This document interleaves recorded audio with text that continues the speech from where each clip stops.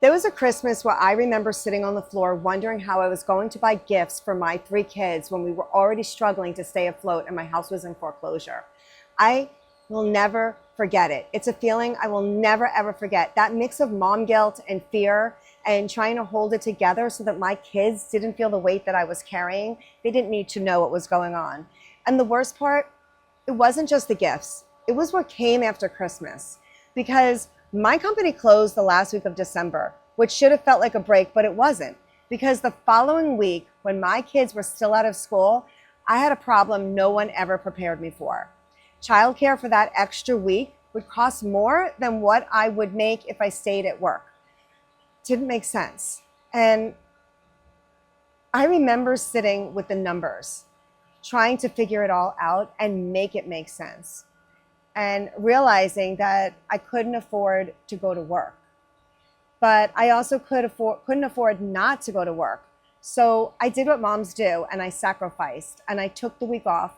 I lost a full week of pay, and I spent January trying to recover from it. And I prayed that I wouldn't have to have any sick children in the next few weeks, because people don't talk about this part of motherhood enough. The impossible decisions, the financial gymnastics that we go through, and the constant stress of trying to provide when the numbers don't add up.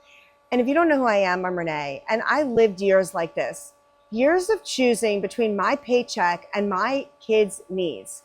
Years of doing whatever it took to keep everything from falling apart while I built somebody else's dream. And every time I tell the story, I think about all the women who are still in that place right now, trying to make Christmas magical while silently wondering how they're going to survive in January. And I wish somebody had told me sooner that there were other options and other ways to create income and other ways to build stability without sacrificing my kids or my mental health.